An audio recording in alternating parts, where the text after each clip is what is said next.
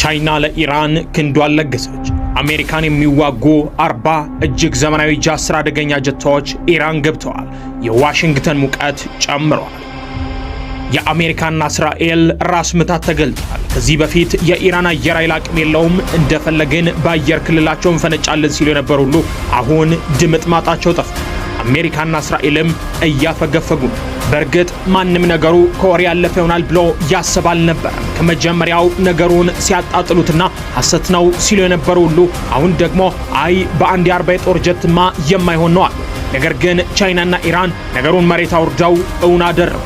አሁን በመካከለኛው ምስራቅ የኢራን ጉልበት ከመቼውም ጊዜ በላይ ጎልቶ ተገልጧል። ከወራት በፊት ከፓኪስታን ጎን ተሰልፎ እንድን ጉድ ያደረገውና የፈረንሳዩን ራፋኤል ጀት የወደመው የቻይና አደገኛ ተዋጊ ጀት በጊዜው ዓለምን በብቃቱ አስደንቆ ነበር።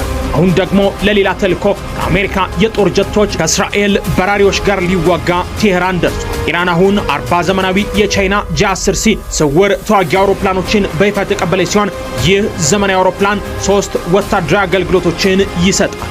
ረጅም ርቀት ሚሳኤሎችን በመታጠቅ በአየር ላይ ውጊያ የጠላት አውሮፕላኖችን ይመታል። መሬት ላይ ያሉ ወታደራዊ ኢላማዎችን ለመምታትና ለስለላ አገልግሎትም መስጠት የሚችል ዘመናዊ የጦር አውሮፕላን ነው። ይህን ዘመናዊ አውሮፕላን እስካሁን በብቸኝነት የገዛችው ሀገር ፓኪስታን ብቻ ስትሆን ኢራን ተከትላ ክንዷን አፈርጥማበታል።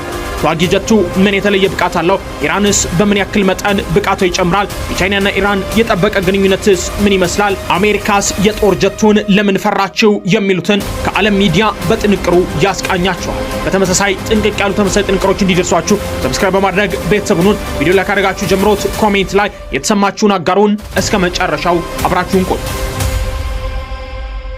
አዲሱ የኢራን ብርታት ዘመናዊው ጂ10ሲ ተዋጊ የጦር ጀት ኢራን የነበረባትን ብቸኛ ክፍተት ለመሙላት ለረጅም ጊዜ የጦር ጀቶችን የሚያቀርብላት ስትፈልግ ነበር የኖረችው።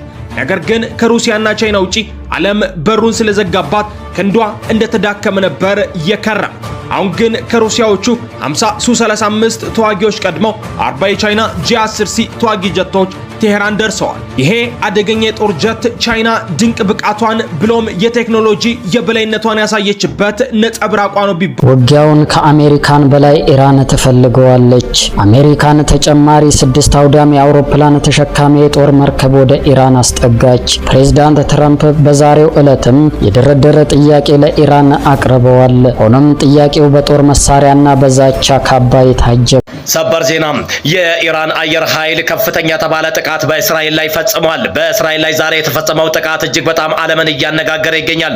የኢራን አየር ኃይል ለመጀመሪያ ጊዜ ጥቃት የፈጸመው ደግሞ በሰሜናዊ ኢራቅ ኩርዲስታን አካባቢ ወይም ደግሞ ክልል ሲሆን ይህም